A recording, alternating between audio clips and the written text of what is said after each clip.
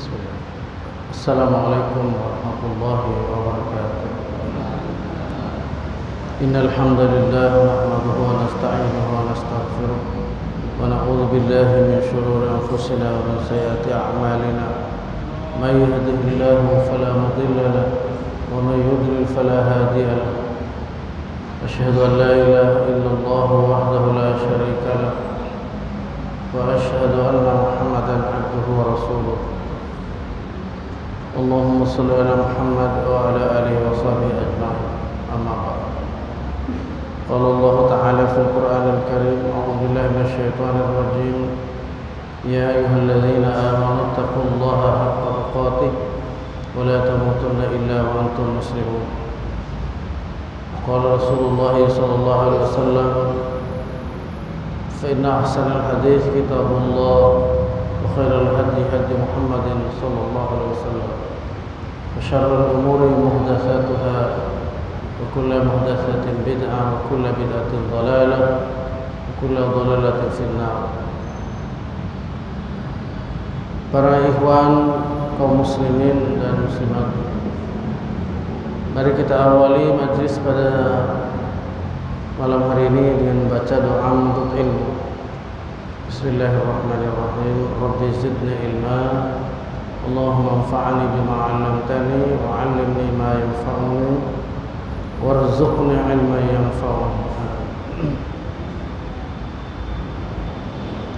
Alhamdulillah, pada malam ini kita bisa mendapatkan cucuran nikmat dan rahmat Allah SWT dengan bisa menghadiri majlis ta'lim, yaitu dalam rangka kajian Kitab Bulughul Maram yang alhamdulillah insyaallah kita memasuki malam ini hadis yang 456,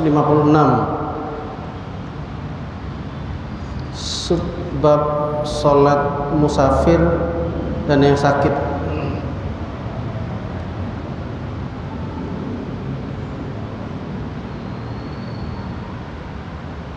Bismillahirrahmanirrahim. Ini hadis yang pertama ini terkait dengan rukhsah atau keringanan di dalam beribadah selama orang sebagai musafir atau orang yang dalam perjalanan.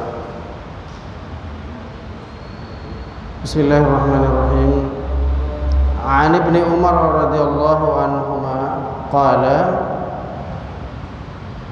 qala Rasulullah sallallahu alaihi wasallam, inna Allah ta'ala yuhibbu an tu'ta rukhasuhu kama yakrahu an tu'ta ma'siyatuh. Rawahu Ahmad wa sahahu Ibnu Khuzaimah wa Ibnu Hibban. Artinya dari Ibnu Umar radhiyallahu anhu, ia berkata, telah bersabda Rasulullah sallallahu alaihi wasallam, sesungguhnya Allah Subhanahu wa taala mencintai orang-orang yang menerima rukhsah, keringanan atau kelonggarannya, sebagaimana ia tidak suka orang mengerjakan maksiat.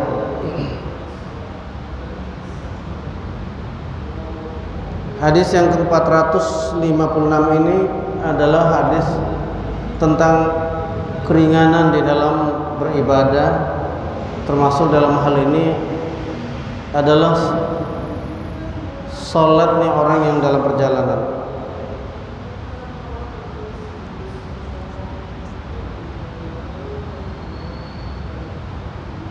Pada hadis berikutnya, yaitu 456 juga, bagian A atau alif,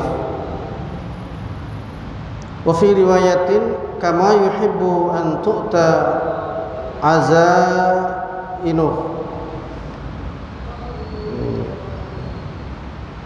kama yuhibbu an tu'ta azaimuh, sebagaimana dalam sebuah riwayat disebutkan sebagaimana ia suka dikerjakan perintahnya yang keras.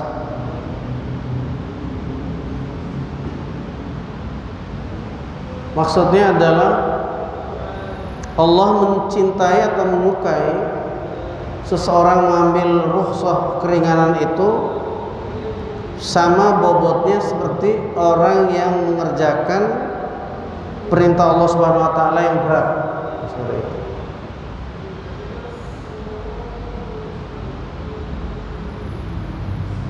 Kita lihat syarah atau keterangan yang pertama. Jika sholat di dalam safar dua rakaat sebagai satu rukhsah, maka hadis tersebut jadi alasan buat sepatutnya diterima kelonggaran itu.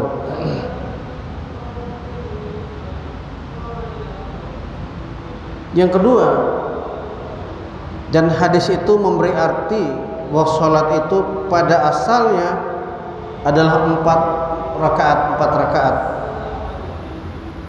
Karena jika tidak 4, maka yang 2 tidak dapat dinamakan rukhsah.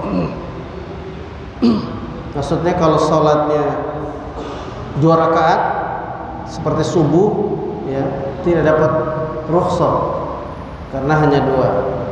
Termasuk sholat yang 3 rakaat seperti halnya maghrib, maka sholat maghrib juga tidak ada rukhsah untuk diqashar menjadi 3 rakaat.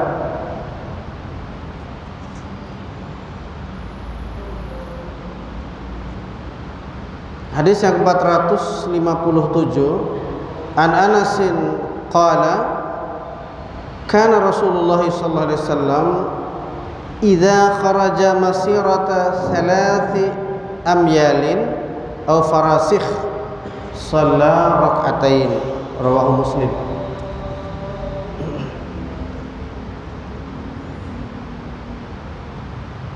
Dari Anas radhiyallahu anhu, ia telah berkata, adalah Rasulullah sallallahu alaihi wasallam apabila keluar dalam perjalanan 3 mil atau 3 farsakh, ia sholat 2 rakaat. Dalam keterangan tentang 1 mil itu, kita tahu kurang lebih 1,5 kilometer. Jadi apabila 3 mil sudah dianggap orang berjalan safar, kurang lebih 4,5 ya. 4,8. Jadi kalau 1,5 dikali 3, 4,5 ya. 4,5. Jadi tidak sampai 5 kilometer perjalanan kita sudah dianggap sebagai orang yang musafir. Jadi kata lain mil jamaknya amyal adalah farsakh yang jamaknya farasikh. Ya. Ya. Kalau disebutkan 3 farsakh berarti kalau 1 farsakh itu ada 1,5 kilometer, maka kurang dari 5 kilometer sudah dianggap orang itu musafir. Bahkan nanti ada lagi insyaallah hadis ketika orang 3 kali melempar anak panah, itu seperti itulah orang keluar dari rumahnya sudah dianggap sebagai musafir. Hadis riwayat Muslim, Imam Muslim. Hadis nomor 458. Wa anhu qala, dan daripadanya, yakni kembali kepada Anas tadi, dari Anas radhiyallahu anhu. kharajna ma'a Rasulillah sallallahu alaihi wasallam min al-Madinati ila Makkah, kami telah keluar bersama Rasulullah sallallahu alaihi wasallam dari Makkah, dari Madinah ke Makkah. Fakana yusalli rak'atain fakana yusalli rak'atain hatta raja'na ila al-Madinah, muttafaqun alaih wal lafdhu lil Bukhari. Ketika kami keluar bersama Rasulullah SAW dari Madinah menuju Makkah, maka kami melakukan sholat 2 rakaat hingga kami kembali ke Madinah. Ya, tentunya sholat yang 3 rakaat tidak dikosor, ya, tidak diringkas. Jadi perlu diketahui ada jamak, artinya menghimpun 2 sholat yang memang sudah tertentu pasangannya, yaitu sholat zuhur berpasangan dengan sholat asar, sholat maghrib berpasangan dengan sholat isya. Kalau subuh pengecualian, tidak ada pasangan untuk jamak. Sementara qasar, yaitu memperpendek yang 4 rakaat menjadi 2, maka tidak masuk dalam hal ini sholat maghrib. Sholat maghrib tidak bisa diqasar atau diringkas.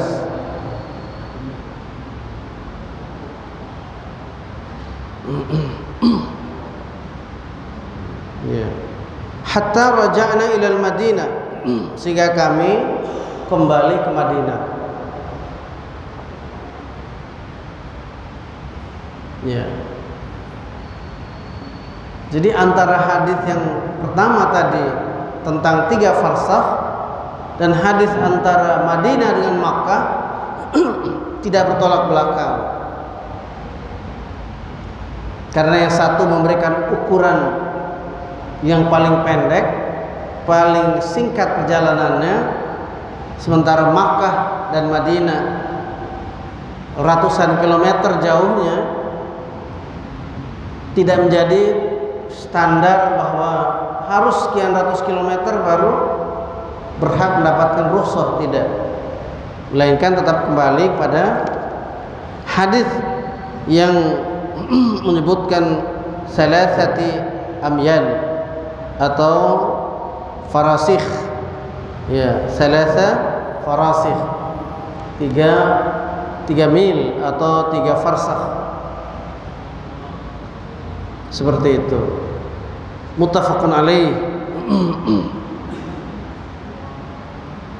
wal lafdhu lil Bukhari. Tapi lafaz ini adalah bagi Imam Al-Bukhari.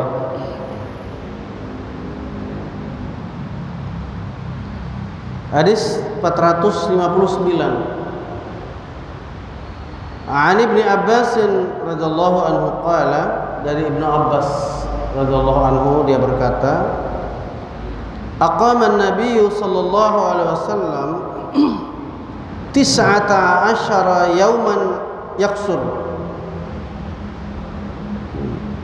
Nabi sallallahu alaihi wasallam telah tinggal 19 hari dengan melakukan mengqasar salat. Mengqasar salat. Wa fi lafdin bi Makkah 19 yauman. Pada satu lafaz disebutkan tinggalnya itu selama di Makkah, selama beliau berada di Makkah, yaitu 19 hari lamanya.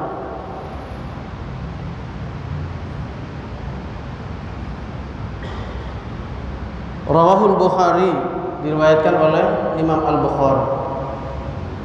Wa fi riwayatin li Abi Dawud, dan dalam satu riwayat Abu Dawud 17, wa fi ukhra 15. Pada riwayat Abu Dawud, Nabi menetap di Makkah yang lama, yaitu pada Futuh Makkah ya. Sekaligus pada waktu itu melaksanakan haji wada. Itu Abu Daud mengatakan 17 hari. Jadi mungkin dihitung hari bersihnya, hari ketibaan di Makkah tidak dihitung. Hari pulangnya berangkat mungkin pagi hari, maka tidak dihitung sehari itu.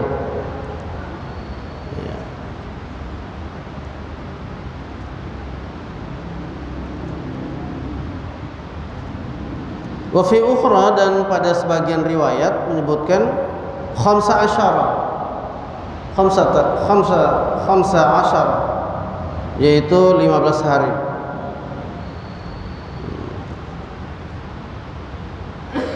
Pada hadis 460, walahu, dan baginya pula, bagi Ibnu Abbas, an Imran ibni Husain, dari Imran bin Husain, 18, ya, bagi Imran bin Husain, dia mengatakan Nabi berada di Makkah itu 18 hari, ya, lebih 1 hari dibanding dengan apa yang disampaikan oleh Abu Dawud.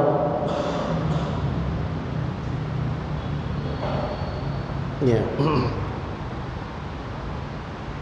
Hikmah dibalik penyebutan belasan hari ini para ikhwan, ya, dapat kita fahami bahwa mengqashar salat itu selama kita tidak ada keinginan menetap di satu tempat,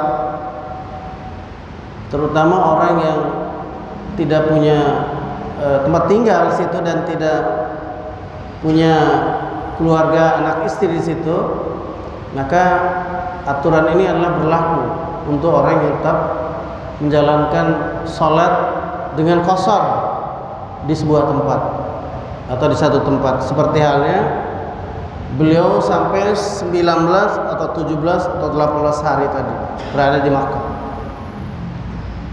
karena rumah tempat tinggal beliau ada di kota Madinah. Ya, sementara beliau sudah 10 tahun meninggalkan kota Makkah. Kembali pada tahun yang ke-9 Hijriah itu, ada juga yang mengatakan ke-8 Hijriah, untuk melaksanakan haji wada sekaligus mendapat karunia Allah Subhanahu wa taala untuk melakukan Fathu Makkah sebelumnya.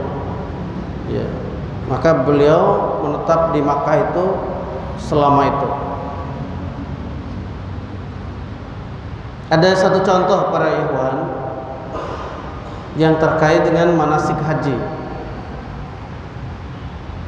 yang pada umumnya tidak banyak dilaksanakan oleh jamaah haji dari Indonesia.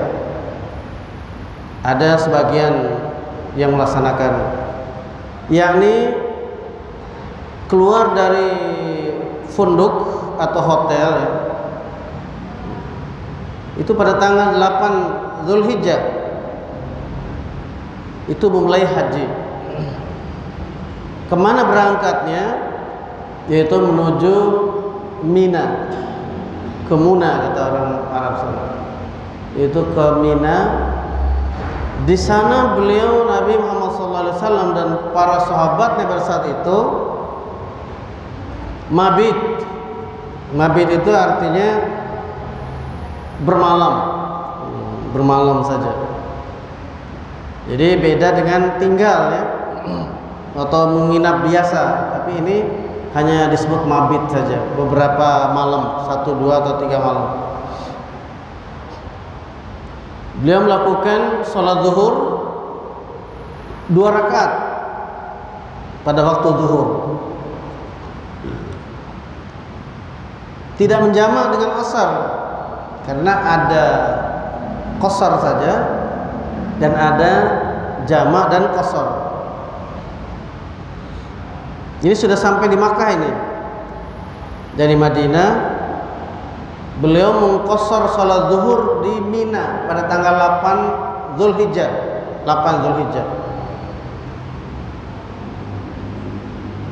Begitu waktu asar tiba, azan, kemudian qomat atau iqamah, melaksanakan salat asar 2 rakaat. 2 rakaat di waktu asar itu. Kemudian tiba waktu maghrib, setelah azan dan iqamah, melaksanakan salat maghrib 3 rakaat, tidak diqashar karena maghrib tidak diqashar. Kemudian pada waktu isya lakukan salat isya di waktu isya itu 2 rakaat. Jadi tidak dijamak antara maghrib dan isya. Nah, di situ tempat yang dicontohkan Nabi tidak menjamak salat, tapi mengqashar salat saja. Nah, seperti itu aturannya. Baik orang melaksanakan manasik haji ataupun kita misalkan umrah sekarang lantas pergi ke Mina, maka tetap kita melaksanakan di Mina itu sholat tiap waktu qashar 2 rakaat. Gitu. Terus keesokan harinya baru beliau berangkat menuju tempat wukuf, yaitu di Arafah. Di Arafah itu sudah tanggal 9 namanya, Pak.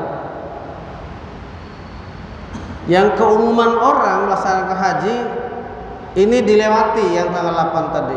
Langsung mereka menuju Arafah. Ya, ini tanggal 9 Zulhijjah. Ada yang sudah berangkat dari tanggal 8 siang hari. Berarti tentunya mereka berada di kemah dari malam tanggal 9.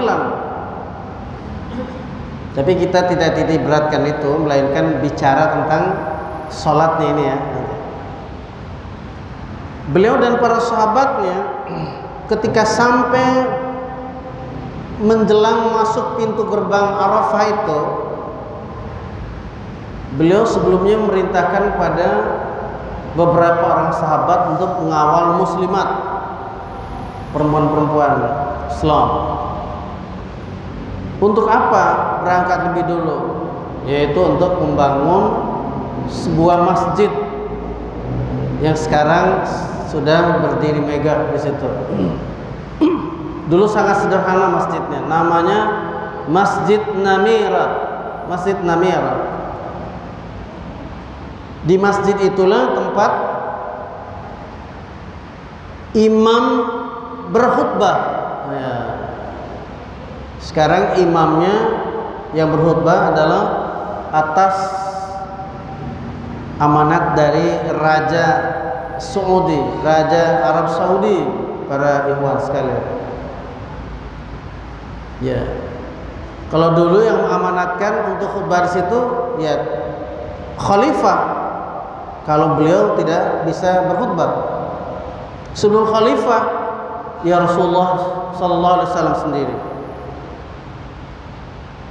Yang sesungguhnya kalau mengikuti contoh, maka yang berkhutbah di situ adalah imamul muslimin, ya, pimpinannya orang muslimin sejagat raya seluruh dunia.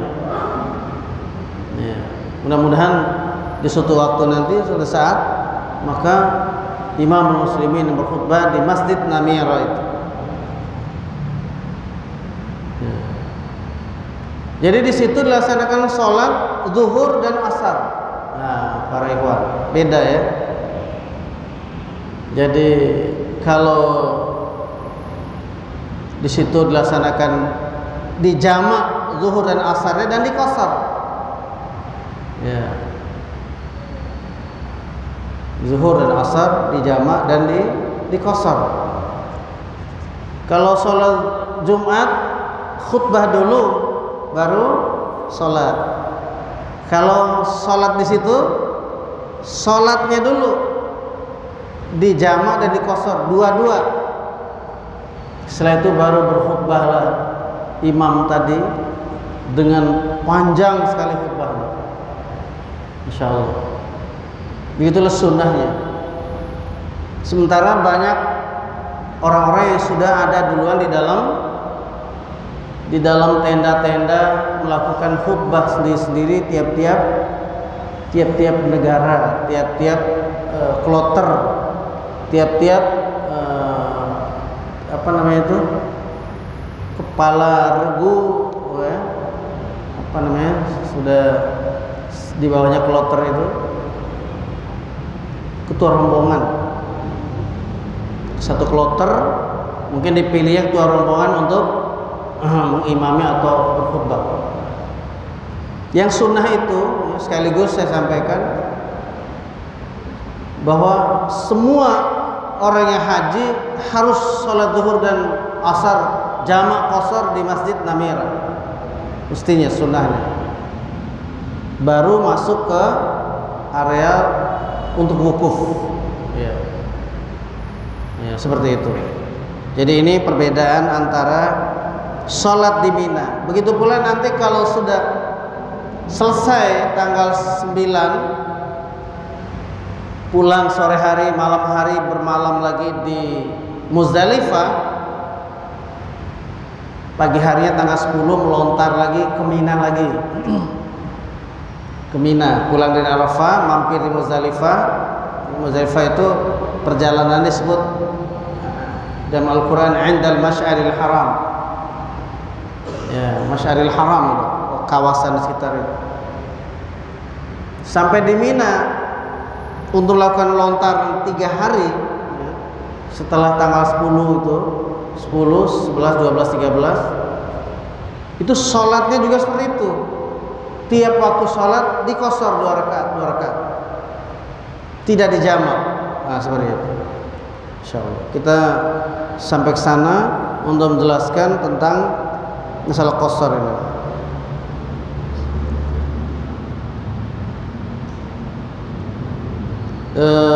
Hadis yang ke 460 ya. Oh, sudah 461 sekarang. Walahu an Jabir, dan daripada Ibnu Abbas dari Jabir, aqama bi Tabuk 20 yauman yaksuru salat.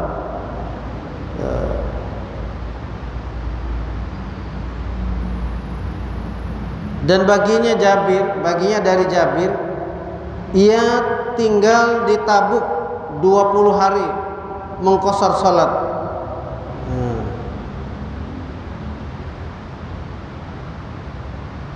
Iya. Dan diriwayatkan hadis ini oleh orang-orang yang thiqat, orang-orang kepercayaan.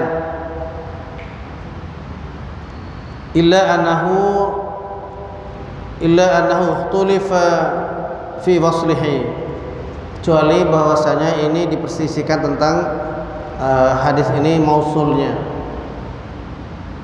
Ya. Tapi ini yang penting kita bahas tentang matan hadisnya. Matan hadis di sini menjelaskan tentang berada di sebuah kota yang namanya Tabuk. Ini pernah terjadi satu peperangan zaman Nabi, itu namanya perang Tabuk. Kata Ibnu Abbas, ini dari Jabir. Dia mengatakan di Tabuk itu kami tinggal selama 20 hari dan mengqashar salat. Baik, kita masuki keterangannya. Yang pertama, hadis-hadis tersebut menunjukkan bahwa seorang musafir boleh mengqashar salat selama ia di dalam safar dengan tidak terbatas. Jadi malah di sini menyimpulkan tidak terbatas. Maksudnya tidak ada batas maksimum berapa hari. Karena ada yang menyebutkan 15 hari, ada 17, 18, 19, 20. Ini tidak terbatas. Jika ada batasnya, tentu telah diterangkan oleh Nabi SAW atau oleh sahabat-sahabatnya. Jadi kalau ada sekarang ini ada orang menetapkan, waduh, kelamaan kalau sampai 1 bulan. Ya kelamaan dong kalau sampai setengah tahun. Kelamaan kalau sampai 1 tahun. Nah, maka tidak boleh, karena beliau sendiri dan sahabat beliau tidak memberi batasan. Ya. Sampai berapa hari tidak. Ya. Itu karena beliau tidak mungkin menetap lagi di Makkah atau di Tabuk atau di tempat di mana beliau pergi, karena harus kembali ke Madinah. Dan di Madinah itulah sudah ditakdirkan Allah SWT sebagai tempat tinggal beliau, dan di situ tempat beliau dikuburkan. Karena sunnahnya memang demikian. Ya, baik para nabi maupun umatnya. Nah, kalau di umatnya ini banyak juga yang keluarganya rindu kalau jenazah saudaranya nggak dibawa pulang kampung, jadi masalah. Ya, meninggalnya Jakarta, orang tinggal aslinya sebelumnya, apakah dia karena musafir, apa dia karena memang tinggal di Jakarta, berkeluarga, bermaisha, bekerja, kampungnya di luar Jakarta, maka ini adat saja, harus dibawa jenazahnya ke kampungnya, yang jarak 100-200 kilo ya dibawa. Kalau perlu yang jaraknya 1000-2000 kilo, kalau memang bisa dinaikkan ke atas pesawat terbang, ya dibawa. Karena sunnahnya di mana orang itu meninggal, ya situlah dikebumikan, dikuburkan.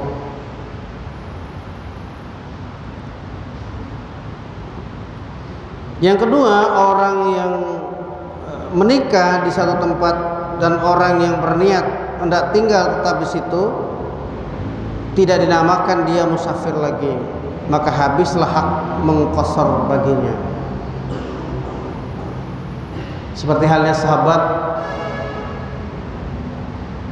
yang pergi ke Madinah, kemudian mereka tidak berkeinginan untuk tinggal di Madinah, maka tidak dianggap mukim, kecuali orang yang memang sudah siap. Mereka itu berangkat hijrah bersama Rasulullah SAW dan niat menetap, maka mereka adalah mukimin, orang yang mukim. Karena terkait dengan itu beliau menyuruh mereka untuk segera mengakhiri masa lajang mereka, untuk menikahi baik orang muhajirin ataupun orang ansar, seperti itu.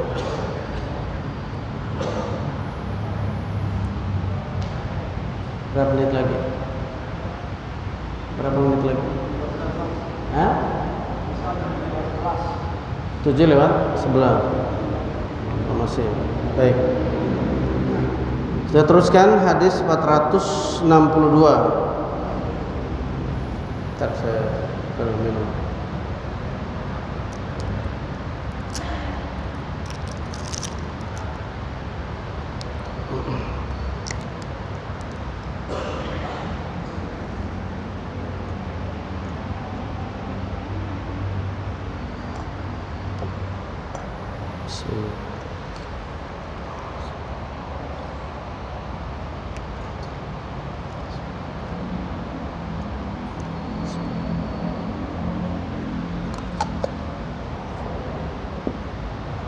Atau sebelum kita lanjutkan, barangkali ada hal yang ditanyakan terkait dengan beberapa hadis tentang qasar dan jama' tadi. Silakan.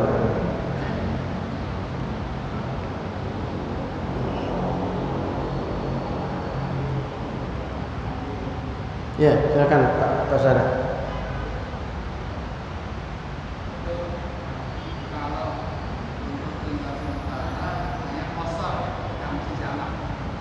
Ya.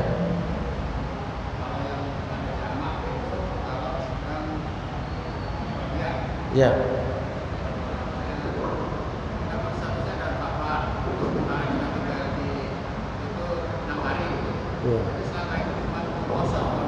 Iya. Baik. Sudah. Jadi ini pertanyaan. Misalkan kita dari sini ke Bogor, safar kita itu. Pada saat kita berangkat hari Jumat ini, kita menjamak sholat maghrib dan isya tadi. Kemudian kita tinggal sampai hari Jumat, Sabtu. Ahadnya kita kembali, kita jamak sholatnya. Ya. Sabtunya karena kita berada di situ, itu lebih afdal kita mengqasar sesuai dengan contoh tadi. Jadi apabila dalam perjalanannya melaksanakan perjalanannya, waktu hari berjalannya gitu, Ahad Jumat kita berangkat. Nanti kita tinggal beberapa hari, Sabtu, Ahad, Senin, Selasa, Rabu misalnya. Nah itu kita mengqasar salat selama tinggal di situ.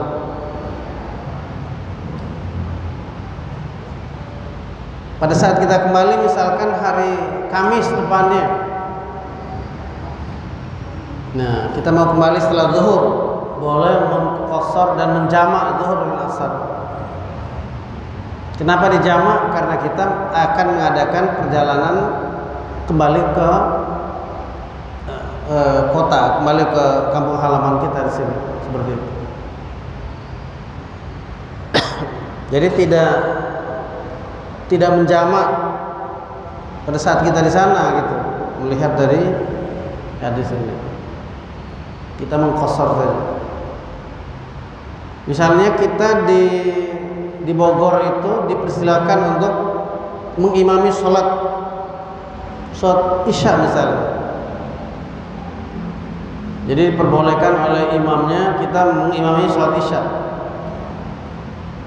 Boleh kita mengimami sholat isya bagi penduduk di situ, bagi mukimin, atau sholat maghrib atau sholat apa saja. Tapi sebelum sholat kita beritahukan dulu kepada jamaah. Ya, atimmu sholatakum fa inni qaumun safar. Sempurnakan sholat kalian. Saya mengqasar sholat karena saya ini safar. Jadi misalkan saya mengimami, saya sholat 2 rakaat saja karena saya qasar sholatnya. Sementara penduduk setempat, setelah saya salam, mereka sempurnakan lagi 2 rakaat. Karena itulah pernah dicontohkan Nabi ketika mengimami kaum di mana beliau sedang safar. Beliau bersabda, "Atimmu sholatakum fa inni qaumun safar." Sempurnakan jumlah rakaat salat kalian karena saya ini mengqasar salat karena safar. Seperti itu. Jadi seakan-akan kita memang harus qasar ya, dengan safar tadi. Iya. Karena kita mengimami tidak harus kita mereka kalau kita sebagai imam. Iya. Misalnya kita kan Jakarta, kami ke Bogor, terus disuruh imamin, jadi kita tetap qasar. Tetap qasar. Bukan mungkin Betul.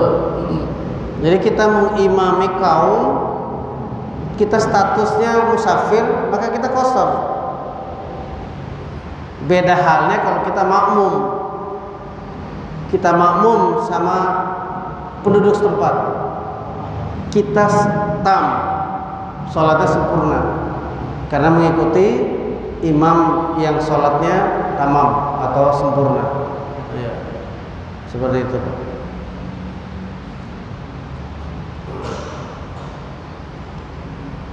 Kalau tidak ada, saya lanjutkan hadisnya. An Anasin qala kana Rasulullah sallallahu alaihi wasallam idza irtahala fi safarati qabla an tazigha asy-syamsu akhara adh-dhuhra ila waqti al-'asr. Apabila Rasulullah SAW berangkat di dalam safarnya sebelum tergelincir matahari, ya, ia takhirkan zuhur sehingga waktu asar. Jadi berangkatnya sebelum jam 12 misalkan zuhur sekarang Pak ya. Beliau keluar rumah jam setengah 12. Beliau nanti menarik sholat zuhurnya mendekati waktu asar. Jadi diakhirkan, maka sholat dijamak dan dikosor. Zuhurnya dulu, dan ketika masuk asar maka diiringi dengan sholat asar. Begitu maksudnya. Ya. Ya. Tsumma nazala fajama'a bainahuma. Kemudian ia turun dan jamak antara dua sholat itu. Jadi seperti itu maksudnya. Diakhirkan zuhur ke asar, maka terkenal dengan sebutan ini jamak takhir. Jamak takhir. Fa in zaghatis syamsu qabla ay yartahila, ya, shalla adh-dhuhra thumma rakiba, muttafaqun alaih. Jika telah tergelincir matahari sebelumnya berangkat, ia sholat zuhur, kemudian ia berangkat. Jadi kalau sudah masuk waktu zuhur, beliau sholat zuhur lalu berangkat. Muttafaqun alaih.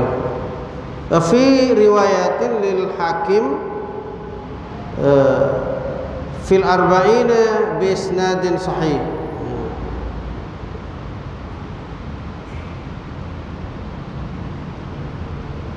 Dan tetapi di satu riwayat bagi Hakim di dalam kitab Arba'in dengan isnad yang sahih.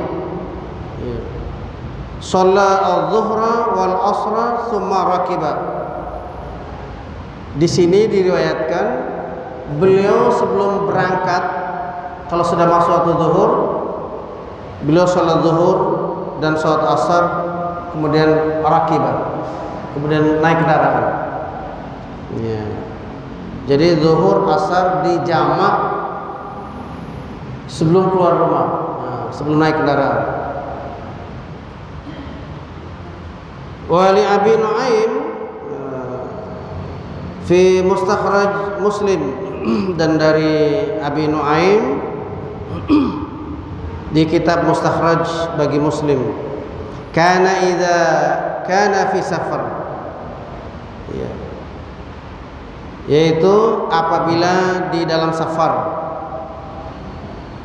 fazalatis syamsu shalla adh-dhuhra wal asra jami'an tsumma irtahal. Kemudian beliau sholat zuhur dan asar di jamak. Ya. Ya. Sudah tergelincir matahari, mau keluar nih dari rumahnya. Maksudnya masuk gelincir itu matahari sudah di posisi waktu zuhur. Maka sholat zuhur lah beliau dan asar di jamak. Di jamak. Ya. Sumartahala, kemudian beliau baru berangkat.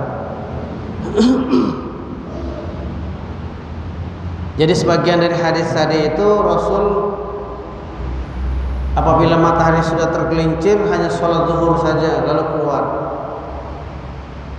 mengisyaratkan bahwa sholat asarnya dikosor di jalan.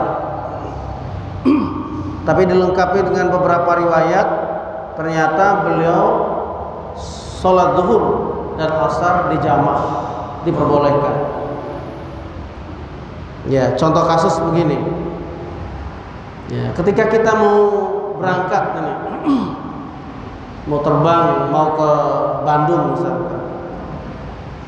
Ketika kita mau berangkat ke bandara, waktu sudah menunjukkan jam 12 lewat, waktu zuhur, ba'da zawal.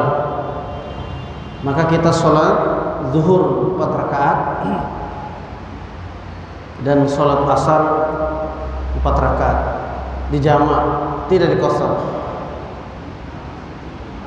Karena masih tempat. Beda halnya kalau kita sebelum zuhur sudah keluar rumah, setengah 12 kita sudah naik taksi menuju bandara. Di bandara kita sholat, ya, di ruang tunggu masalah. Lalu kita sholat zuhur 2 rakaat dan sholat asar 2 rakaat jamak dan dikosor. Seperti itu. Saya kira sampai di situ. Ya, karena waktu kita sudah cukupkan sampai hadis 462 tadi. Mari kita tutup bersama dengan bacaan doa kafaratul majlis. Subhanakallahumma wa bihamdika asyhadu an la ilaha illa anta astaghfiruka wa atubu ilaik. Demikianlah. Assalamualaikum warahmatullahi wabarakatuh.